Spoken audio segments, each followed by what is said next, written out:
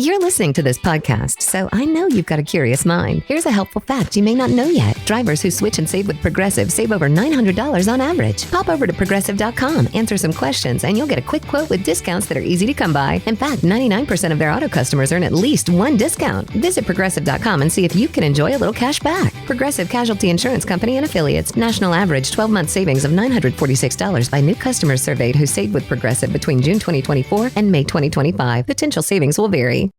Okay, right here. It says right here in this account we have $401,000. Jackpot. Nope, that says you have a 401k account. If you liquidate that right now, you'll have, maybe $5,000. So what happened to the other $396,000? What is wrong with the two of you?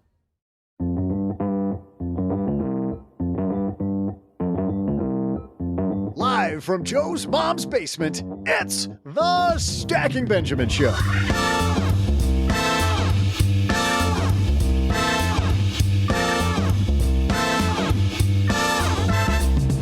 I'm Joe's mom's neighbor, Doug, and if you're like me and like to wait until the very last minute to do anything, you're gonna love today's guest. He's our last-minute tax help pro, Bob Wheeler. In our headline segment, we'll share lessons from a fortune story about a 44-year-old who retired early. What can we learn? Maybe a bunch. Plus, we'll throw out the Haven Lifeline to a lucky stacker, and then I'll share some sky-high trivia. And now, two guys who like to live life on the edge. It's Joe and O-J-J-J-J-G.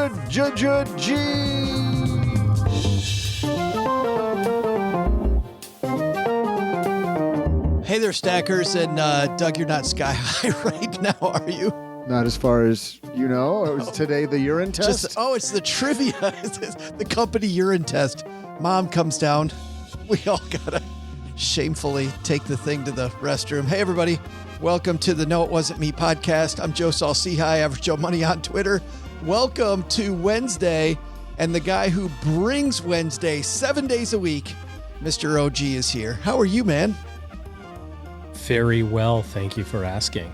How are you, man? You're welcome, Mr. Politeness. We're actually recording this after a rain delay. We had a rain delay on this episode. Baseball rain delay? We did. It's getting back to baseball season coming up here soon. Yeah, can't wait. Speaking of can't wait for Bob Wheeler to give us last-minute tax tips. OG, you got your taxes done? You know the answer to that. OG doesn't do taxes because you've got part of the deal. So no, they're not done. Do you like me just pouring salt in that wound with the microphone running? I like that you like to have them done early, and I would like to help you get them done early. However, we were waiting for Bob Wheeler. Come here. Yeah, just to double check, make sure we got everything down the way we want it. Bob, of course, is not only a great podcaster with the Money You Should Ask podcast, funny you should ask, money you should ask. The reason, by the way, he's got that pun is because he's also the CFO of the Comedy Store, one of the top comedy clubs in the nation. He told me, OG, that if we do a meetup again in LA, we can do it at the Comedy Store. How fun would that be? Yeah, might as well. If he's got a comedy store, I'm going to highly recommend we increase the budget and just walk in there and buy a few better jokes. Just buy if you can just get them off the shelf, they can't be worse than what we're already using. It's got to be something out there. Well, let's talk about the budget while everybody listens to this. Hold on a second. I had a breakfast mentoring meeting yesterday with a young woman who was just amazing. She is graduating from college with a degree in wealth management. And she reached out hoping for some pointers. And listen, if somebody's in Texarkana and wants to go into this beautiful field of personal finance and helping people get their money together, that is incredible. But even more incredible is how she reached out, how she was trying to network.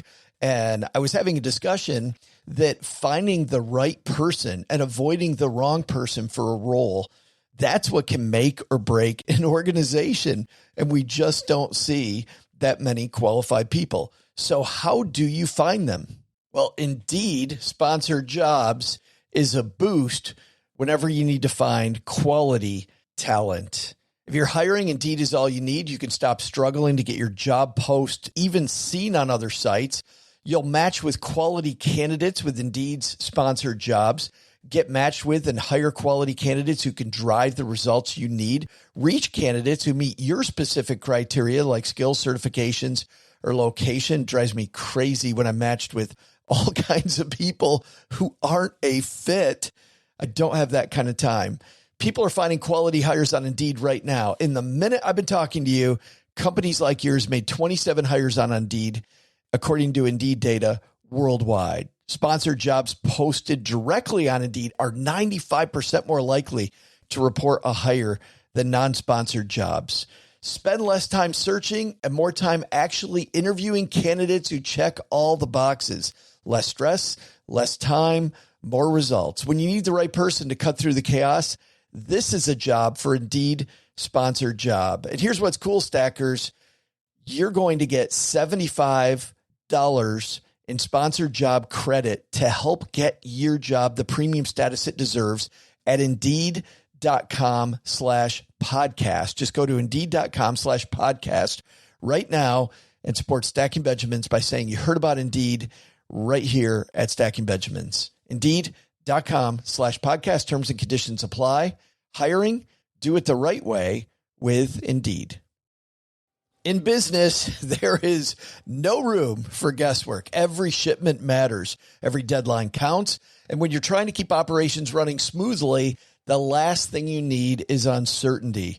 That's why reliability is at the core of USPS Ground Advantage. From the moment your package is first scanned in, it moves through a secure nationwide network, aiding in a timely and accurate delivery. You get near real-time tracking so you can keep up with your shipments. And with affordable upfront pricing, there are no hidden fees or surprise surcharges to throw off your cost sheets. It all adds up to predictable deliveries you can depend on, because knowing your logistics are handled lets you focus on everything else, your customers, your team, and the future you're building. Visit USPS.com/Ground Advantage to start shipping with confidence. USPS Ground Advantage. We mean business. Okay, the budget's a little higher now, Doug, now that we ran those. We can actually afford to keep going. Bob Wheeler giving us last-minute tax tips. So let's get moving on this headline first. Hello, darlings. And now it's time for your favorite part of the show, our Stacking Benjamins headlines. Our headline comes to us from Fortune. How a 44-year-old built up enough FU money, that's right from the title, to retire early. It's not just avoid avocado toast. Are we at the point yet that we're rolling our eyes over the avocado toast reference? Like, that was so funny 3 years ago, maybe 4 years ago. Yeah. This is written by Alicia Adamczyk. Alicia writes, Charmaine Chi enjoys early retirement so much she has to remind herself to take days off. If that sounds counterintuitive, it's probably because Chi's life now, 2 years into retiring from her 9-to-5 banking job, doesn't reflect the image conjured in some people's minds when they picture retiring early. I love this piece, OG, for a different reason than some of the pieces we've spoofed lately. We talked about the guy that rented out his boat, right? Took out a bunch of leverage. Don't get me wrong, that's pretty cool, but there was still some eye roll there.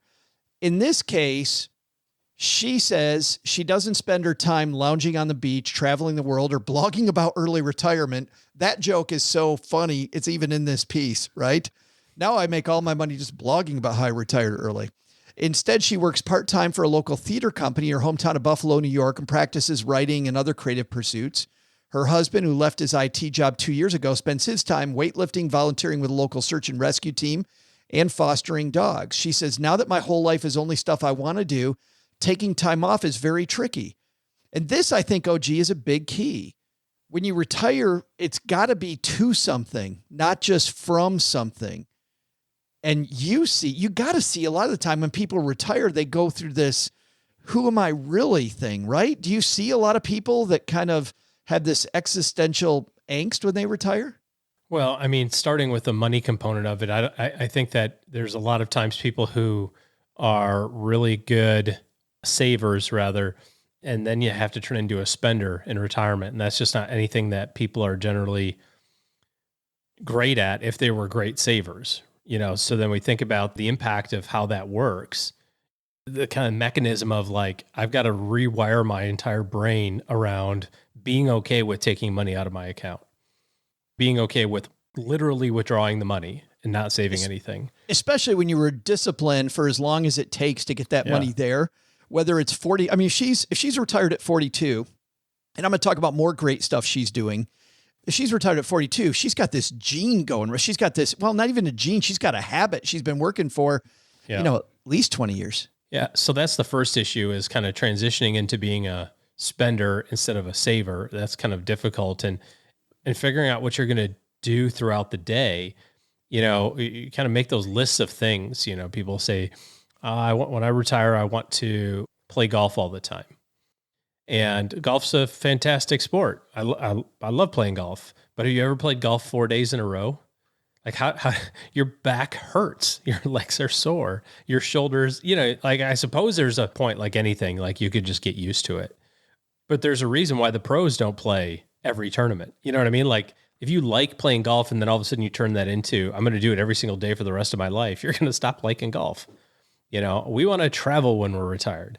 Okay, well, that's fine, but where? And you're not going to just spend the entire year on the road. You have to have some time at home. And it's important to work through those questions before you walk away, or just figure it out on the fly. I mean, I'm a really high quick start type person, so I'd be okay with going, I don't know I'm just going to do something. I'll see what happens. What do you do for your plan then? I mean, do you plan then just similar amount of money to what you're spending today? Like if you're trying to put some numbers together, what do you do if you're going to be a high quick start? Well, nobody's going to retire into a lifestyle that's less than what they do now.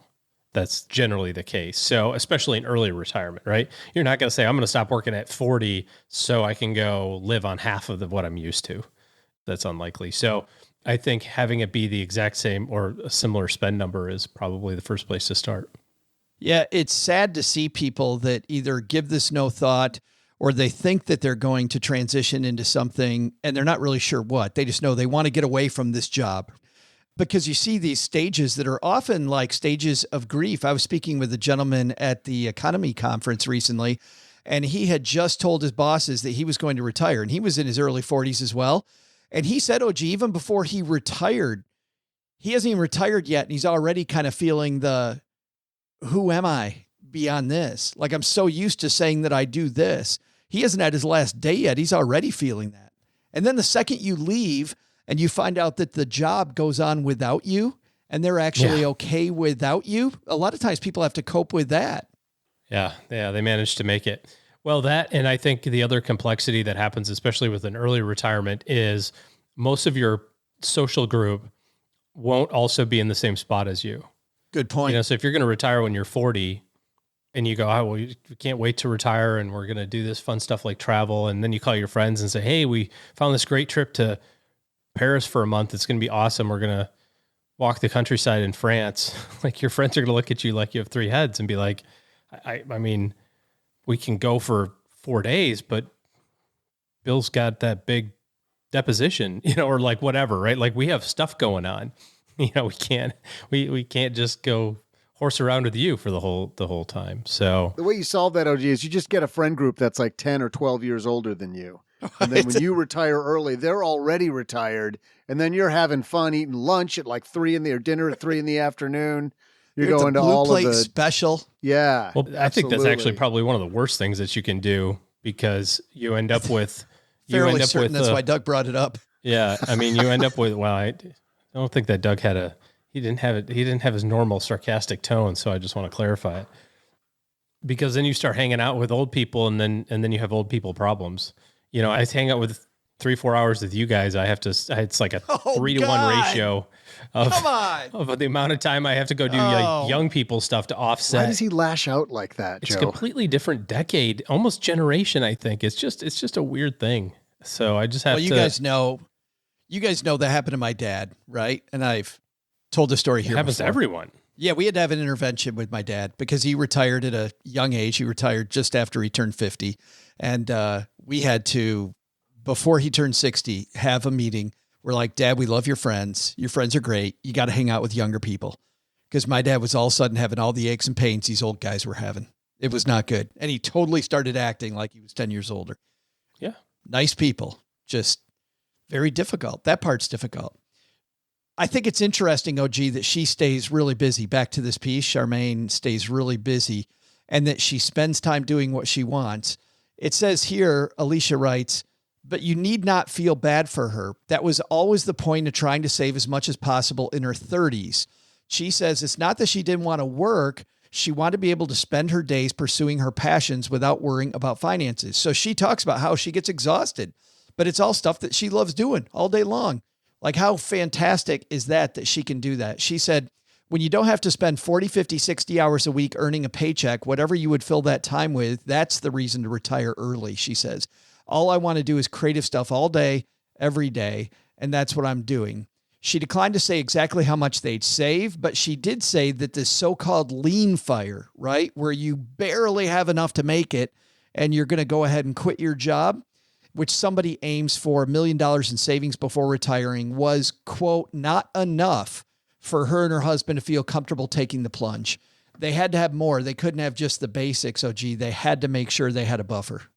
Well, the earlier that you retire, the earlier that you're trying to have that financial independence, the more important that margin of safety is going to be, because without it, anything that goes wrong and you're going to be kind of stuck. And I know there's a lot of thought around, well, I'll just go back to work, but especially if you work in anything that's a technical field that requires like constant innovation and constant like learning, you know, if you retire at 40 and your plan doesn't work and you're 52 trying to find work, that's a lot of time that you weren't kept up to speed on process or technology or whatever's going on, and just out of practice, let alone the known issues of discrimination against, you know, older people who are trying to find new work. So you better have enough to kind of withstand some pretty big waves, especially the earlier that you go, for sure.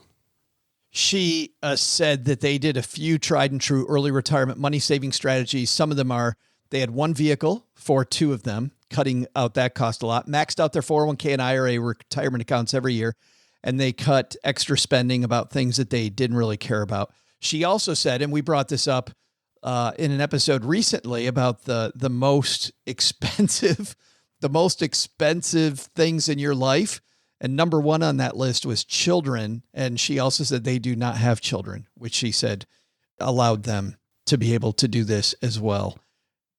We'll link to this piece and also do a deeper dive tomorrow in our newsletter. The 201 always comes out a day after the Monday, Wednesday shows. It's always free and always has links diving deeper into strategies that we've curated that can help you go further. So maybe you can retire early yourself or retire with more money. Coming up next, Bob Wheeler is the CPA behind the hit podcast Money You Should Ask. It's a great discussion about money. He also wrote a book on the topic of money called The Money Nerve, Navigating the Emotions of Money. It's also fun to find a guy who's a CPA who's worried about not just tax savings, but also the emotional, behavioral parts of investing. And that is our friend Bob, who you're going to meet in a moment. But before we get there, Doug, I think you've got some trivia for us. You know how excited Bob must be to hear you say it's fun to meet a CPA? Like, I mean, all the CPAs listening to us right now are like, yes, nobody says that, but it's true. No, they're like, we're all fun. We're misunderstood. Come to one of our conventions. You'll see.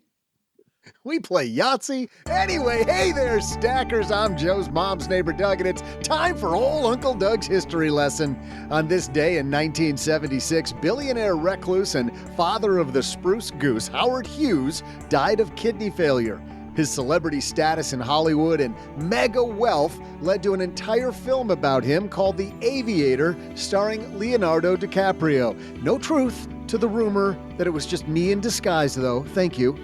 Just like Hughes, this film was so over the top that it went $500,000 over budget, which director Martin Scorsese covered personally. My question for you is, what actress played Howard Hughes' movie star girlfriend, Katharine Hepburn, in The Aviator? I'll be back right after I reevaluate my dating life at the Sizzler.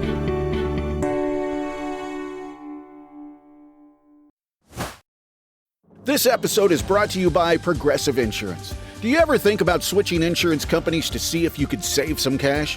Progressive makes it easy. Just drop in some details about yourself and see if you're eligible to save money when you bundle your home and auto policies. The process only takes minutes, and it could mean hundreds more in your pocket. Visit Progressive.com after this episode to see if you could save. Progressive Casualty Insurance Company and Affiliates. Potential savings will vary. Not available in all states. You didn't start a business just to keep the lights on. You're here to sell more today than yesterday. You're here to win. Lucky for you, Shopify built the best converting checkout on the planet. Like the just one tapping, ridiculously fast acting, sky-high sales stacking, champion of checkouts. That's the good stuff right there. So if your business is in it to win it, win with Shopify. Start your free trial today at shopify.com/win.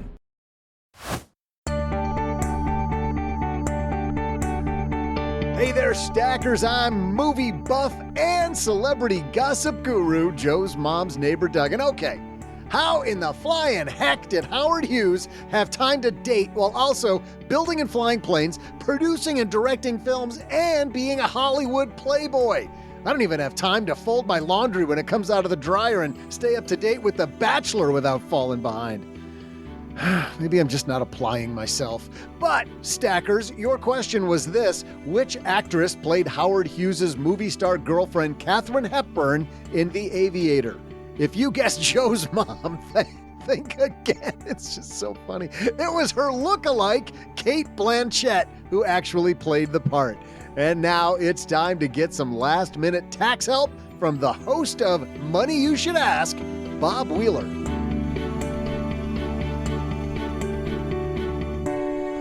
Well, with tax time right around the corner, I'm super excited to talk to this guy, the host of the Money You Should Ask podcast, and also the CFO of the Comedy Store, Mr. Bob Wheeler's here. How are you, man? Joe, I'm doing great. Good to see you. It's tax time. It's good to see you. You're one of the few people I know who get excited about this time of year. Like, this is a big, giant party for you. It's fun. We all get to get refunds or pay the government or do something. And we get to look at our past and then file it and move on. Where did this sickness come from, Bob? You know, I don't know. I like to figure out how to beat the system legally. So I think that's my joy is let's figure out how to keep as much money in our pockets when possible. Yeah, one of my best friends said, he's like, I'm all for people paying their fair share, but the bad news is that for some people, especially if you have a business, maybe we'll get into that, you got some real estate property, your fair share and my fair share might be different depending on how good our tax help is. Absolutely. And I think a lot of people pay more than their fair share, and there's no need to. Well, let's dive into this. Just some easy things, Bob. Somebody has a straightforward W-2. You know, the rules changed a while ago. We just work for somebody else. We get W-2 income. We really don't have much else. I know that itemizing has become a lot more difficult. Is there much that the average person listening to this can do if they don't have anything out of the ordinary income-wise? Well, there's still a couple of things you can do. You could contribute to a traditional IRA, potentially. Yeah. You could still do a Roth IRA. Won't help you now, but it'll save you taxes later. You might qualify for an HSA, a health savings account. So again, that's going to be an adjustment on the federal to your taxable income. So there are still some things you can do. You just don't have as many options.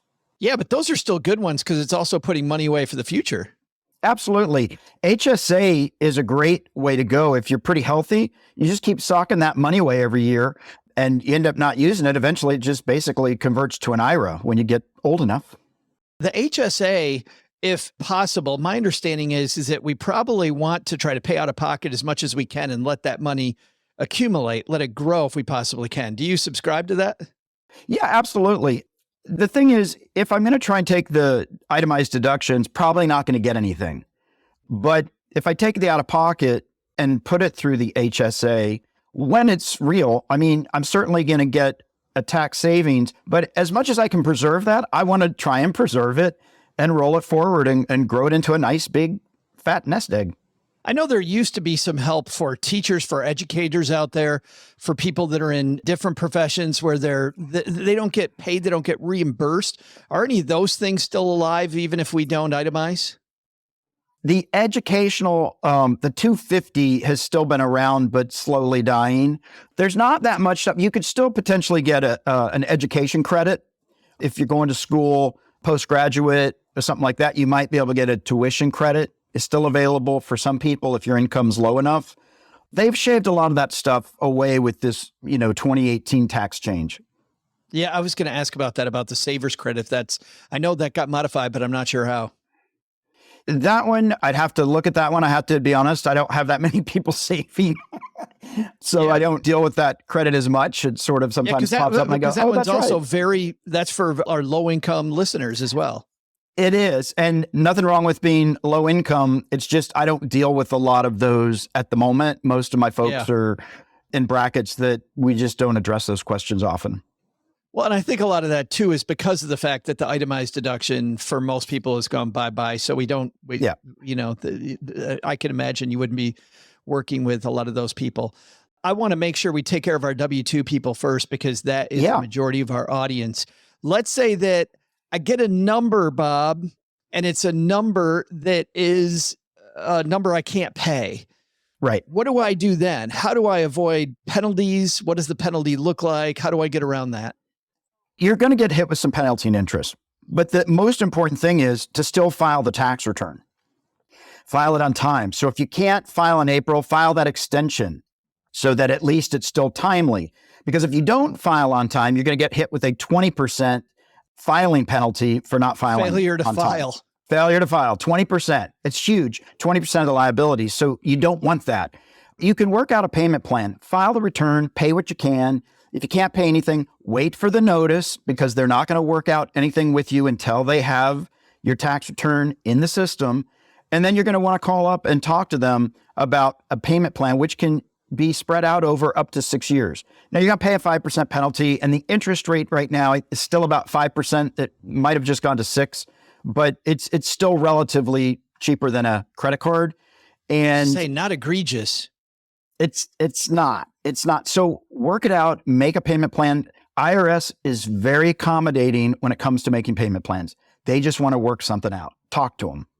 I talked openly about my issues back in the mid-90s when I was horrible with money, Bob. And one of those things was I owned a small business. I did not know anything about taxes. I didn't know about hiring people who would help me and teach me. Instead, I just gave my stuff to a tax preparer, came back and said I owed a bunch of money, which, by the way, now that I know how it works, I probably didn't, because I didn't get him the right stuff, right? Right. I did not understand what was deductible as a business owner. However, the big point I want to make was that at that time, calling the IRS, when I finally got my act together and calling the IRS and working out that payment plan, I thought it was going to be horrible. It was incredible. These people were very helpful. They were so accommodating. They worked with me. It was, had I known that this devil in my head wasn't nearly as bad as it was when I called, I would have called way sooner. Is IRS still the same? Still very helpful people? Look, about 90% of them are super helpful. You get a few that are like power trippers, but that's anywhere. Well, I was going to say that's IRS, any business, right? Yeah. That's any business. But the IRS, unlike California, is very accommodating. They want to work things out. They want you to communicate. So even if you can't pay now, they'll delay. They will work with you. Talk to them. Most of them, they're all taxpayers too. They want to help you. Let's talk about some of the things that are small business owners. If you've got a side hustle, right?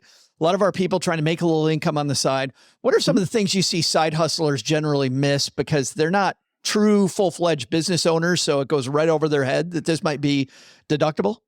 Yeah. So a couple things. I see people missing cell phone, internet, home office. A lot of people miss home office. And if you're using a small portion of the house that's dedicated for an office, that's a deduction. Take it. Especially if you're a renter, you're going to get that extra bump on reducing self-employment tax.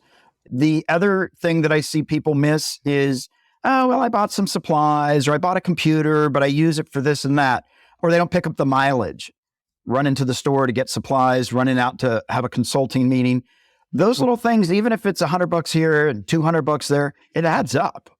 Do you have any tracking software or app that you especially like to kind of track that as you go? Well, I love and hate QuickBooks. It's a great little program. QuickBooks, Quicken. A lot of my clients use Mint. It's not 100% because if you don't attach all the accounts, you don't get all the information. But I have a lot of people in entertainment. And so what I also have them do is I tell them get 10 big yellow envelopes and divide them by supplies, automobile, cell phone, and just throw all the receipts in the envelopes and just give me the envelopes and I'll just take it from there. Because I love that though, Bob. It's less about the cool tech than what you're going to use. What you're telling me, I think, is whatever you're going to use is what's the best thing. Absolutely. Just do something.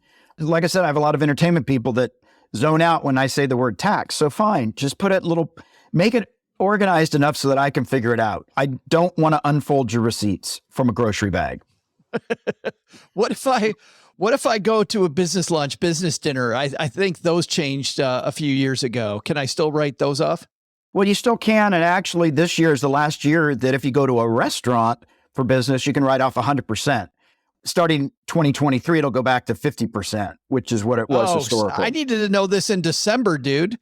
I needed to have like a big, huge, quote, business dinner. You and I should have had done that at FinCon. We did. I think we did. I think you spent a couple $1,000. I just remember. Oh, yeah, that's right. I totally forgot. Thank you. Yeah. Committing fraud here on the Stacking Benjamin show. Yeah, absolutely. Got to catch us. No, I mean, that's the thing. I mean, I've had people come in and say, I have like $32,000 worth of meals and I earned $5,000. Probably going to get a second look at that from the IRS. You want to be reasonable. Yeah. Let's talk about our real estate investors out there, because we have some brand new budding real estate investors. We have a brand new real estate sister show, Stacking Deeds. What's something you see our real estate investors commonly miss? One of the first things that I see is new investors don't understand that if they're over 100,000, the losses start to phase out. And at 150, they're gone. So a lot of times clients will come in, they've spent 20, 30,000, they know they've got a loss and they're like, yeah, I'm going to get a big deduction. And they get a big fat zero deduction because they're slightly over the parameters that allows them to take that deduction. So that's a huge shock to a lot of people when they're counting on that $20,000 or $25,000 deduction. The other thing, if you're doing it yourself or you're moving to another accountant, a lot of people forget to pick up those passive losses for those people that were over the 100,000. Oh. And I've had people come in and say, everybody told me I was going to get a refund, but I owe $20,000. And I look at the return, I'm like, oh, you forgot to release the $150,000 of passive loss carry forward. And, making a couple adjustments, now they're in a refund mode. Wow. It's like releasing the tax refund Kraken, right? Exactly. Bring them out. The other thing I would say about real estate, especially with the primary residence, but with anything, because I see this happen a lot. If you sold a house and it's your primary residence and you're under the exemption of $250,000 or $500,000, you still have to report it on your tax return. It's not a taxable event, but it's a reportable event. And I've had so many clients with housing and with stocks and bonds. Well, I lost money, so I don't need to report it. Yes, you do. Mm-hmm. You will get a big fat notice. Wow. Yeah. And that letter from the IRS might make your heart beat a little more quickly. Yeah, absolutely. And I have sophisticated taxpayers that said, well, yeah, I didn't report the house because, I didn't make a profit. Yeah. You need to. No. Oops. Still have to. You know this. A lot of our stackers don't know this. They think this is the time of year for tax planning. This is the time, the conversation you and I have just had is about really putting Humpty Dumpty together, after he fell off the wall, which was December 31st of last year. Truly, if we're going to make tax moves for 2023, the time to do those is before December. What are a couple things our stackers could be doing today for next year's taxes? Won't help them with this April, Bob, but we'll maybe start to make a dent for next year. Yeah, absolutely. And you're absolutely right. We start all of our tax planning in October and have everybody knowing where they're going to land by the time we get to March or April, because December 31st, last day, January 1st, too late for most of it. So a few things. RMDs, if you've got to take out money out of a retirement account and you don't want to claim the income, but you've got to take it and you're charitable, give the money to charity. You count as an RMD and you don't have to include it in your taxable income, right? And that's a much better way than claiming the income and making a donation. Better to just not have it in your income. So RMDs, you can give to charity. A couple of other things. It might be time to convert some of that traditional IRA or SEP into a Roth IRA. If this is the year you're not going to have a lot of income or you're going to have negative taxable income, convert some of that to a Roth tax-free or at a very low tax rate. And now you've got a Roth that's going to grow tax-free continually. So that's another big one that I would say to do. If you're having a lot of capital gains, you might want to talk with your financial advisor and generate some losses on stocks that are never going to make a comeback, and what they call harvesting. And you'll want to harvest those losses to offset. So that's something to play with. I always see people that should be tax loss harvesting don't do it.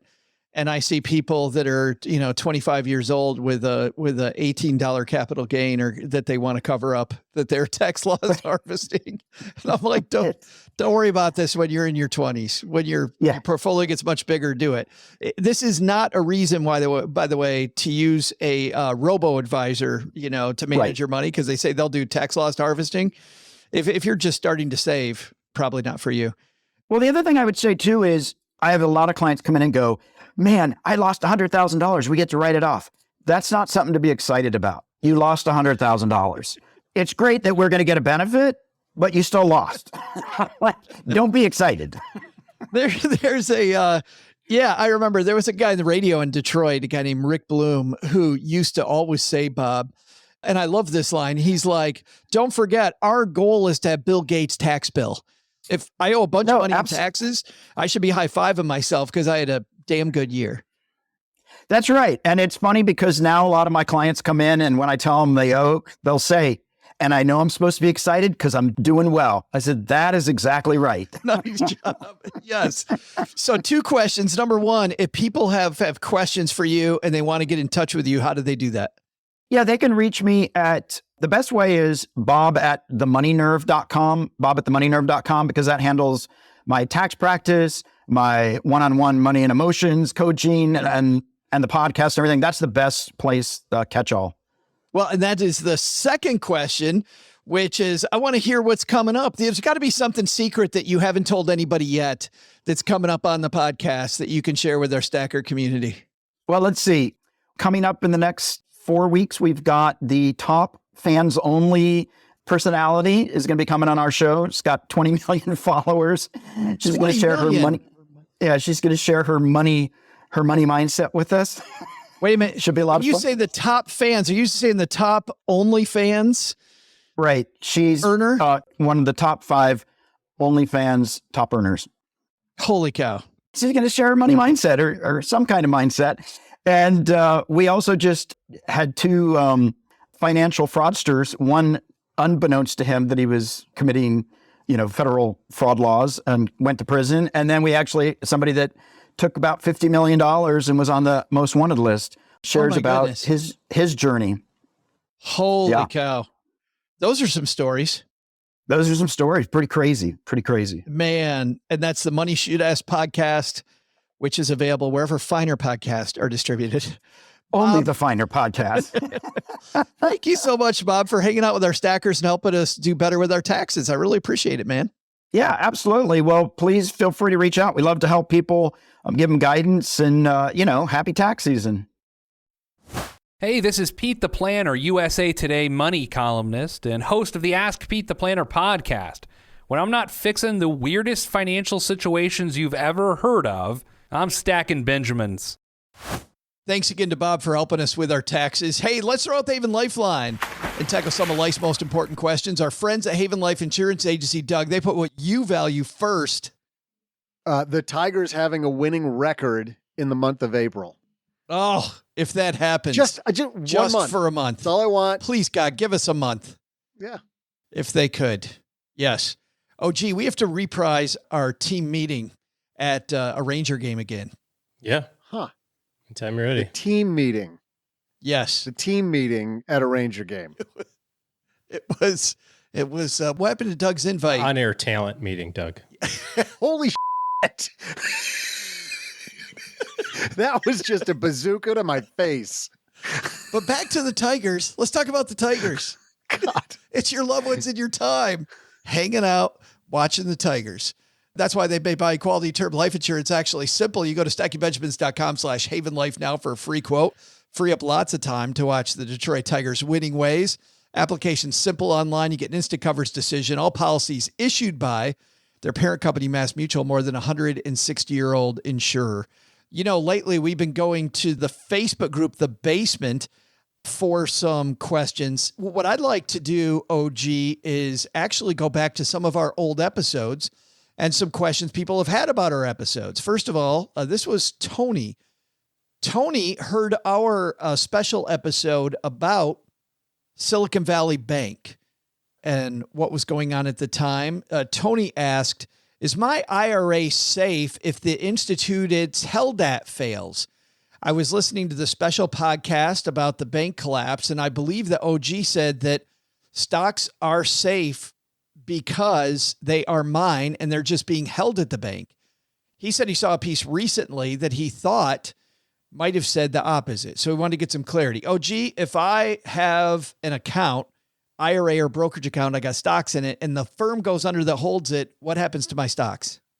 Yeah, well, the biggest difference between FDIC insurance and any insurance that you have through your custodian, Fidelity or Vanguard or Schwab or whatever, is that FDIC insurance covers you if the bank goes out of business and they don't literally have the money, right? You go to the bank and they say, we're out, which is what was happening with those two banks in the last couple of weeks. The FDIC steps in and says, here's how much money you had, and here you're made whole.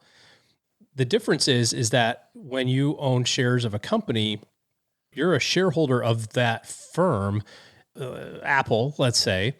You're just holding the stock at a place that is convenient for you, i.e. Schwab or Fidelity. Because you can go directly to Apple, well, not in all cases now because most companies have gotten rid of this, but a lot of times you can go directly to that company and say, hey, I've got $10,000. I would like to buy part of your company. And they have a process for that. You can go directly to that institution. They send you a stock certificate. I've got a couple hanging on my wall. Or they'll send you a statement that says, we've got your name down here, right? SIPC insurance doesn't cover you for the volatility of your stock, which is what some people think. Like if I buy Apple stock and it goes down, I've got insurance against that. No, that's if somebody does something really below board and doesn't process your trade, runs away with your money, that sort of thing, like embezzlement, like real hardcore stuff, in addition to the, criminal effect of that and the civil fines and all that sort of stuff. But brokerage companies don't really go bankrupt, not at the rate that banks do, because they're just in the business of holding on to stuff. Banks have to lend money and, make loans and process that, make sure that the cash flows are right, because they're not going to have all of the deposits in the bank at the same time, right? They send it out. Whereas brokerage companies, some of them do that, obviously with margin lending and whatnot, but the capital requirements are a lot different on the brokerage side. So I suppose there's a circumstance in which a brokerage firm could fail and you could lose your money. But I think that because of the fact that you own the actual shares of the entity and you're just merely using that brokerage company as a conduit, the worst that actually in practicality would happen is that you would lose access to it for a period of time while they figure out, how do we sort this out? Because your 100 shares of Apple are still your 100 shares of Apple, regardless of if Schwab's in business or not. I think it does bring up the point, OG, too, that with your brokerage account, stick with the big names that you've heard of before. Stick with companies that have a reputation that have been there that a lot of other people are with. I think the other thing to keep in mind is that your money at a brokerage company is separated from Schwab's money at the brokerage company. Schwab doesn't use your money to go get loans to build an office building. They don't use your money to collateralize anything. Your money is completely separate from their money. Now, Schwab makes money, right? They make money from trading and, from you trading and, all those other sorts of ways. And that part of the business, they could be inefficient with, right? They could build too many buildings or hire too many people. And if they run out of money, that could cause them to go bankrupt. But because your money is never used for that purpose, you don't have to worry about their failure turning into your failure. And just to be clear, so we don't get mail from the supreme money nerds, you can give them permission to borrow your shares to trade. But the key word there is borrow, OG. It's still your stuff. And they can use your stuff to go trade it with other people, correct? Yes, but that's more of that side of the business, right? Yeah. Like Schwab wouldn't go out of business because the stock that they lent to somebody for short selling went sideways.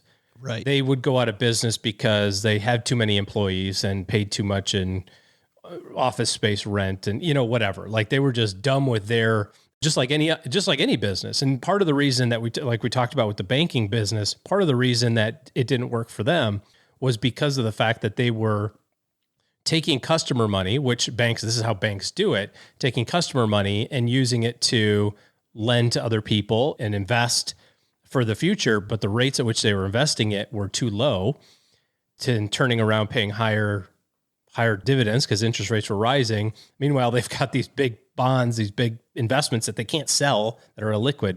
So it just kind of fed this cash flow issue, basically. It's a whole different deal. Whereas in your brokerage account, Schwab's not going to take your money and use it to like go buy an office building. Yeah, I just wanted to avoid the 20 emails I was going to get just by letting the Uber nerds know that we knew that. Yeah, it's way more complicated than that. And at some level, I understand that for normal people, we normal people with less than $250,000 in the bank, this is all a moot point, really. You know what I mean? Like if you don't have $250,000 in your checking account, it doesn't matter. This doesn't matter to you. It's a pain in the butt, if your bank goes under, but you're covered.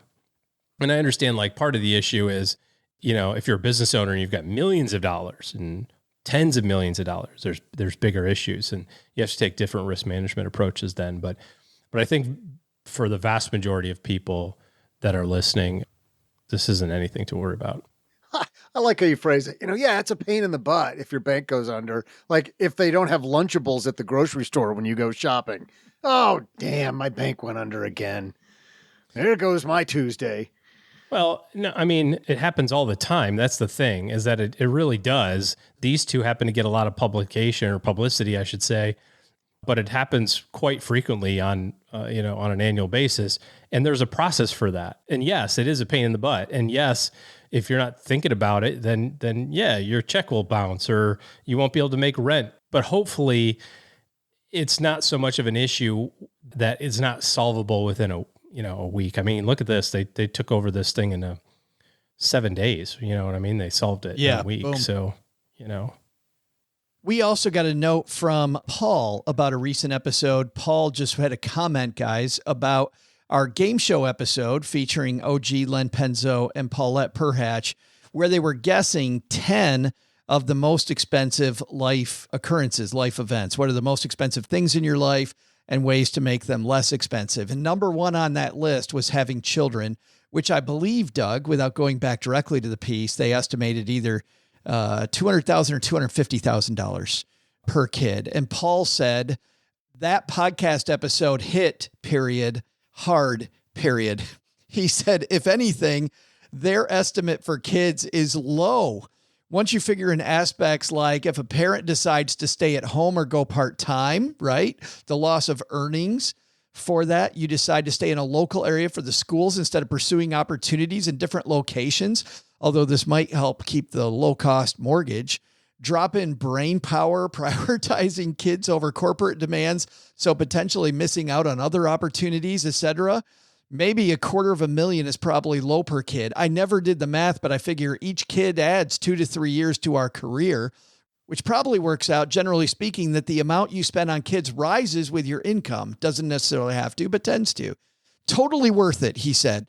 But as one of the crazies with 5 or more kids, your episode hit home. Paul's got 5 kids. So he probably, how hard do you think he was hitting his keyboard when he said this? Yeah. Hell yeah, it's $250,000.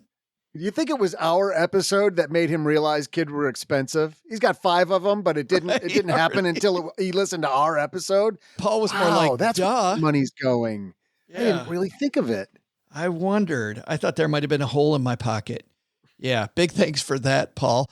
If you've got a note for us, Joe at StackyBenjamins.com. But you know what? If you have a call for the Haven Lifeline, StackyBenjamins.com/voicemail, and OG is happy to answer your question about money like he did today. StackyBenjamins.com/voicemail. And if you're brave enough to call, you know what? We will send you a Stacking Benjamins piece of swag just for calling in. Well, that's going to do it for today, everybody. Big thanks to everyone, not just who wrote in, but to anyone who left us a review of this podcast. Big thanks to you. Mom puts those on the refrigerator, and we super appreciate it. If you're not here for Doug's trivia, you're not here for just last minute tax tips, you're worried about fears around the financial markets, around the economy, that those might ramp up, and you might be feeling anxious to make some moves with your finances, what I'd like you to do instead is check out this free guide that OG and his team have put together that'll help you plan more and panic less, no matter what the market does. It's got some great insights on what you should be doing and smart questions to ask yourself so that you make financial decisions your future self will thank you for. Go to stackingbenjamins.com/guide. That's stackingbenjamins.com/guide to get that free guide from OG. All right. That is our community segment for the day. Doug, man, bring us home, buddy. What should we have learned today? Well, Joe, first, take some advice from Bob Wheeler to make sure your taxes get filed correctly and on time, even if you wait until the last minute. Second, remember the lessons from our headline. Looking to make big change in your life? Small budget changes can give you the freedom to do what you want with just a little planning and inspiration. But the big lesson? Glad I talked to Bob Wheeler about my taxes. Turns out that the IRS does not take handwritten IOUs. I can't believe my plumber would steer me wrong on that one. Thanks to Bob Wheeler for joining us today. You can listen to his show, Money You Should Ask, wherever you're listening to our podcast right now. We'll also include links in our show notes at stackingbenjamins.com.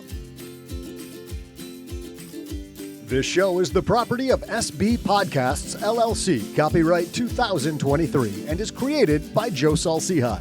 Our producer is Karen Repine.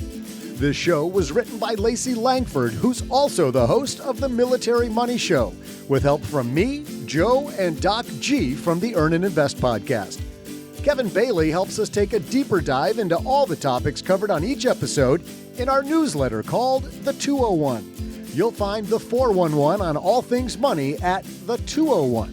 Just visit stackingbenjamins.com/201. Tina Eichenberg makes the video version of this show. Once we bottle up all this goodness, we ship it to our engineer, the amazing Steve Stewart. Steve helps the rest of our team sound nearly as good as I do right now. Want to chat with friends about the show later? Mom's friend Gertrude and Kate Yunkin are our social media coordinators, and Gertrude is the room mother in our Facebook group called The Basement. So, say hello when you see us posting online. To join all the basement fun with other stackers, type stackingbenjamins.com/basement. Not only should you not take advice from these nerds, don't take advice from people you don't know. This show is for entertainment purposes only. Before making any financial decisions, speak with a real financial advisor. I'm Joe's mom's neighbor, Doug, and we'll see you next time back here at the Stacking Benjamin Show.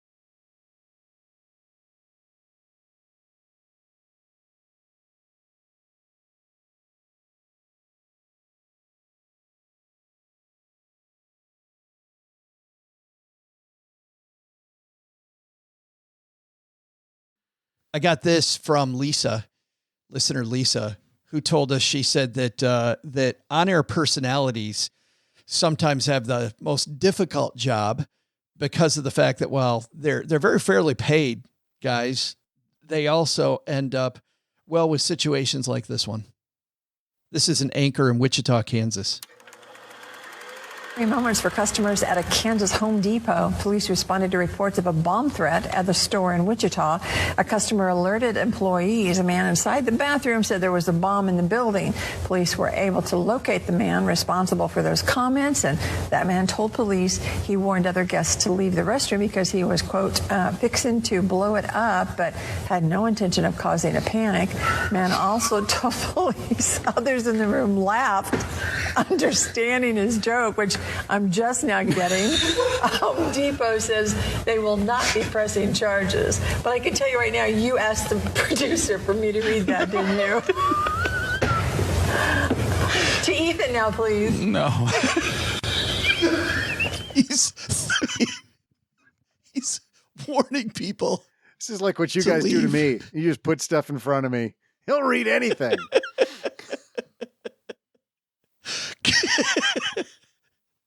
Could you imagine just walking into a restroom? Some guy's like, "You want to leave because I'm about to drop a blow bomb. this place up." Who would call the cops? Like, how do you call the cops on that one? Like, somebody is totally just oblivious. Oh, that's a bomb threat. Isn't it a sad commentary on where we are as a society? It totally is. Imagine you're walking out of the John at Home Depot, very proud of what you just accomplished, and the cops show up.